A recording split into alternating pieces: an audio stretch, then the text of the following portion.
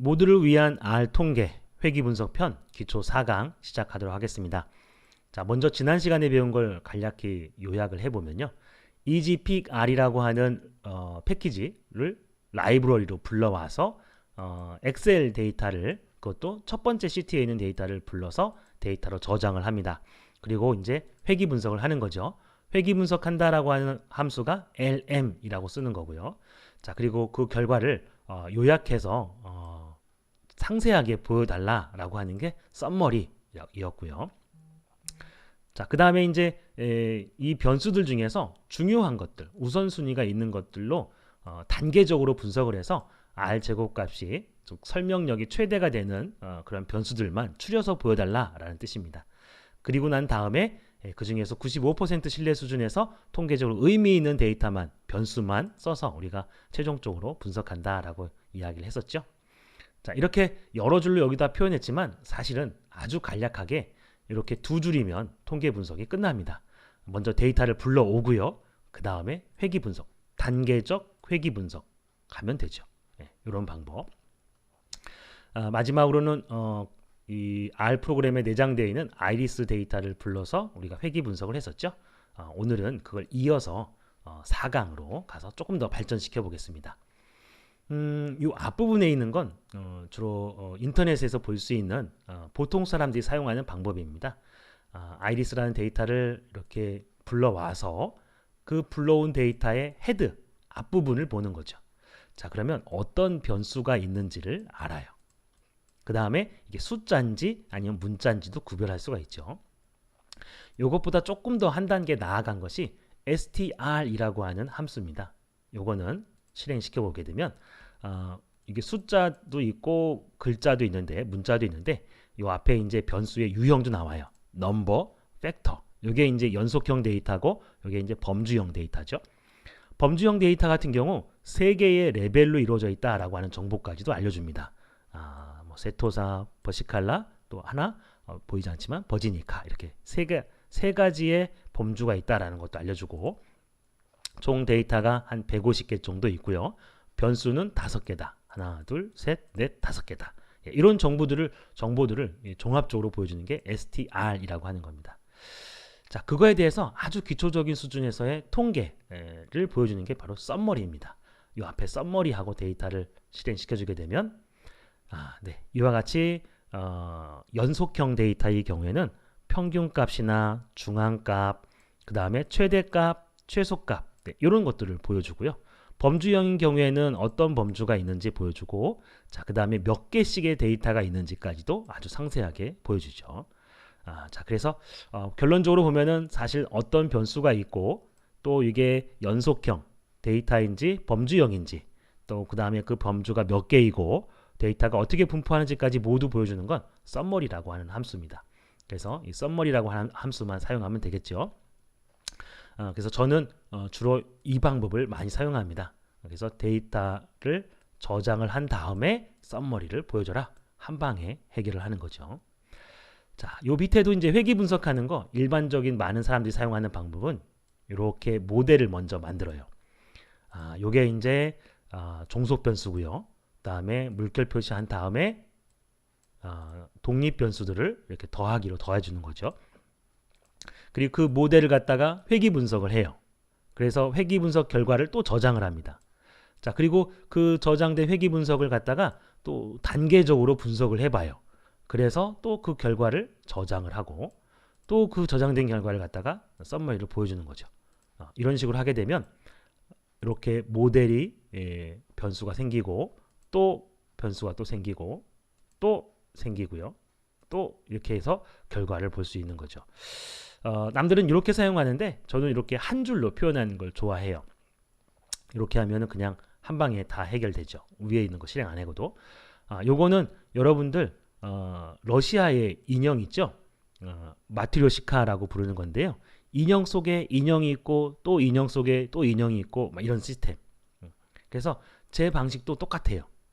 요 썸머리라고 하는 인형, 요 가로 안에 스텝이라고 하는 인형이 들어가 있는 거예요. 그리고 스텝이라고 하는 인형 안에 LM, 회귀 분석이라고 하는 인형이 들어가 있는 거죠. 인형 안에 인형 안에 인형, 그러니까 인형 안에 인형이 있고 또 그 인형 안에 또 인형이 있는 요런 패턴이다라고 이해를 하면 조금 더 쉬울 것 같습니다. 자, 여기까지 해서 우리가 조금 기초적인 거 살펴봤고요. 자, 이제 본격적으로 이번 시간에 배우는 내용입니다. 4강 범주별로 상관관계를 살펴보고요. 범주별로 회귀 분석을 하는 겁니다. 여기 보면 G갤러리라고 하는 라이브러리가 있는데 여러분들은 아마 설치가 안 돼 있을 겁니다. 안 돼 있으면 인스톨을 해야 되겠죠. 밑에다 놓고 인스톨만 치면 함수가 추천된다고 그랬습니다. 엔터 이렇게 치고요. 그 다음에 G갤러리 이렇게 치면은 저는 이게 소문자로 썼지만 사실은 대문자로 써야 되거든요. 추천해주는 걸 엔터 이렇게 치면은 자동으로 대문자로 바꾸고 또 큰 따옴표까지 해서 설치를 해줍니다. 이렇게 한 다음에 엔터 이렇게 하게 되면 빨간색이 뜨면서 설치가 끝나죠. 자, 끝나고 나면 반드시 이 라이브러리를 실행시켜 줘야 돼요. 초보자들이 굉장히 실수를 많이 하는 게 그거예요. 설치했으면 바로 쓸 수 있겠구나 라고 생각하는데 아닙니다. 이 프로그램을 실행시켜 줘야 돼요. 라이브러리를 실행시켜 줘야 ggpairs라고 하는 함수를 쓸 수가 있습니다. 그래서 ggpairs라고 해서 데이터를 봅니다. 자, 이렇게 하면 보이는데요. 자, 여기 보니까 이 데이터들의 분포가 이렇게 하나의 유형이 아니라 좀 몇 개의 유형으로 나눠지죠. 이렇게 두 개의 무리로 군집으로 나누어집니다. 자, 그래서 이게 어떤 통일된 데이터가 아니라 조금 나누어진 범주별로 나누어진 거다라고 하는 걸 예측해 볼 수 있어요. 아니나 다를까 종류가 있는데 그 종류별로 데이터의 특성들이 조금씩 다릅니다. 결국은 요거는 범주별로 분석을 해봐야 되겠구나라고 하는 걸 우리가 그 필요성을 느끼게 됩니다. 자, 그래서 이런 경우에는 어떻게 하면 되냐면 ggpairs하고 데이터 콤마 매핑이라고 하는 걸 이용합니다. AES라고 해서 함수를 더 추가하고요. 그 다음에 색깔을 넣는데 종류별로 색깔을 넣어서 매핑을 해라 이런 뜻입니다. 그래서 요거를 실행시키게 되면 자, 아주 이쁜 데이터가 나오죠. 범주별로 나옵니다. 그리고 데이터의 분포도 대략적으로 보여주고요. 그 다음에 데이터와 변수의 관계도 보여줍니다. 아까는 요게 한 무더기 이렇게 보였는데 이게 사실은 세 무더기네요. 그죠? 요 한 무더기, 두 무더기, 세 무더기. 이런 식으로 범주별로 요 색깔별로 데이터의 특성들이 조금씩 다르구나라고 하는 걸 확인해 볼 수 있습니다. 자, 여기 보면 이제 글자들이 좀 깨지는데요. 요걸 확인해 볼 수 있는 방법이 줌을 이용하는 방법도 있을 수 있겠지만 익스포트 데이터를 이제 바깥으로 보내는 거거든요. 이미지 데이터 또는 PDF 데이터로 바꿀 수도 있고요. 또는 클립보드에 카피할 수도 있습니다. 여기서 폭을 1000 정도로 하고요. 높이를 대략 500 정도로 이렇게 해서 업데이트 이렇게 하게 되면 빨간색이 세토사구나. 그다음에 녹색이 버시칼라, 그 다음에 하늘색이 버지니카다라고 하는 걸 알 수 있습니다. 그래서 데이터의 분포나 여러 가지 관계 특성들을 볼 수 있습니다. 이런 경우에는 우리가 범주별로 회귀 분석을 해야 돼요. 그래서 카피한 다음에 아래 한글이나 파워포인트 이런 데 가서 붙여넣기 하면 요 그림 그대로가 들어갑니다. 자, 이렇게 해서 범주형별로 분석을 해야 되는데 분석하는 방법 이렇습니다. 썸머리, 스텝, LM 그대로 써주고요. 그 다음에 사실은 이렇게 한 줄로 쓰는 거거든요. 한 줄로 쓰는 건데 이런 식으로 하면 가독성이 좀 떨어져요. 그래서 이렇게 엔터를 치면은 이렇게 가독성이 있게 줄맞춤 해가지고 아주 잘 보여줘요. 그죠? 그래서 범주는 이렇게 서브셋이라고 하는 걸 가지고 특정한 조건에 맞는 것만 데이터 분석이 가능합니다. 서브셋. 지금은 이제 범주형만 할게요. 종류가 세토사인 것만. 자, 이퀄이 2개 들어가 있죠? 이게 바로 같다라는 뜻입니다. 그래서 세토사하고 종류가 아이리스의 종류가 세토사인 그런 데이터만 추려서 거기에서 회귀 분석해라 라는 뜻입니다. 이렇게 그러면 세토사만 결과가 나오죠. 얘는 꽃받침의 너비하고 관련이 있네요. 버시칼라를 볼까요? 얘는 꽃잎의 길이하고 관련이 있네요. 그리고 버지니카는 네, 꽃잎의 길이하고 관련이 있네요. 그죠?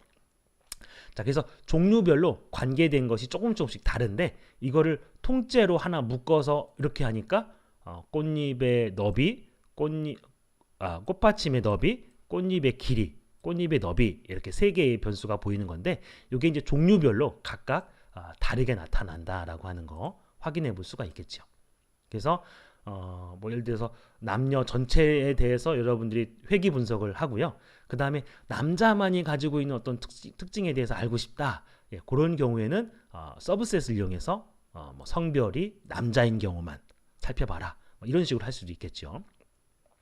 아니면은 뭐 사는 지역에 따라서 뭐 조사할 수 있는 다양한 범주별로 여러분들이 회귀 분석을 해서 그 특성들을 추려낼 수가 있어요. 이게 이제 범주별 회귀 분석입니다. 그래서 서브셋 요거 기억해 두고요. 범주별로 해야 되는지 안 해야 되는지를 판단할 때는 요 바로 GG페어스라고 하는 함수를 이용해서 그걸 대략적으로 판단하면 된다라고 하는 겁니다. 자, 그 다음에 이제 이거를 범주형으로 할 때 이렇게 쓰게 되면 이제 똑같은 문구가 계속 반복이 되잖아요. 그래서 그걸 피하기 위해서 이런 방법이 있습니다. 남들이 사용하는 방법을 조금 차용해 오는 거죠. 모델을 저장한 다음에 그 저장한 모델을 이렇게 모델만 쓰면은 요 위에 있는 내용들을 다 쓴 거하고 똑같은 효과가 생겨요. 자, 그러면은 한결 더 간단해지겠죠? 이렇게. 자, 그 다음에 이제 다른 데이터 한번 살펴볼까요? 우리가 지난번에 살펴봤던 엑셀 데이터의 두 번째 시트에 있는 거죠. 두 번째 시트에 있는 걸 살펴보면은 이지픽 R을 해줘야 되겠죠. 자, 그 다음에 썸머리 데이터 보고요. 이런 변수도 있다라고 하는 걸 알 수 있는데 전부 다 연속형이죠. 자, 요거 우리가 앞에서 실행시켜줬기 때문에 다시는 이제 안 해도 돼요. 컴퓨터를 껐다가 다시 켤 때만 라이브러리를 한 번 더 해주는 겁니다. ggpairs 해보면은 네, 이렇게 데이터가 나타나는데 이게 군집이 하나인지 두 개인지 뭐 이렇게 조금 헷갈리기도 하고 그 다음에 데이터들이 이렇게 조금 겹쳐서 보입니다. 여기 1, 2, 3, 4, 5로 하다 보니까 5를 찍은 애들은 이렇게 점 하나로 찍히는 거죠. 근데 여기에는 점이 여러 개 있어요. 그게 5개인 것도 있고 어떤 거 1개인 것도 있고 근데 구분이 잘 안 되잖아요. 그걸 구분할 수 있는 방법이 뭐냐면 바로 요 밑에 있는 함수인데요. 요 지터라고 하는 게 뭐냐면 한 점에 모여있는 데이터들을 흐트러라 라고 하는 뜻이고요. 스무스라고 하는 건 뭐냐면 그들 사이에 경향을 보여줘라 라는 뜻입니다. 그 다음에 이제 요 앞에 있는 것들은 그냥 따라서 쓰면 돼요. 로어라고 하는 거는 요 밑에 있는 걸 로어라고 하고요. 요 위에는 어퍼라고 하는 겁니다. 그래서 어퍼를 쓰면은 어퍼 쪽에다가 요 위쪽에다가 여기 보여지는 걸 바꿀 수 있고요. 로어라고 하면 요 밑에 보이는 걸 바꿀 수 있는 겁니다. 그래서 요 밑에 보이는 데이터들을 흐트러서 스무스하게 그렇게 구분을 해가지고 보여줘라 라고 하는 얘기입니다. 그러면은 네, 이렇게 보여지죠. 뚜렷하게 군집별로 범주별로 이렇게 좀 나눠질 것 같지 않고 왠지 좀 하나의 데이터처럼 보이죠. 이런 경우에는 범주형으로 이렇게 분석할 필요는 없지만 이 앞서서 했던 것처럼 아이리스 데이터에 요거를 보면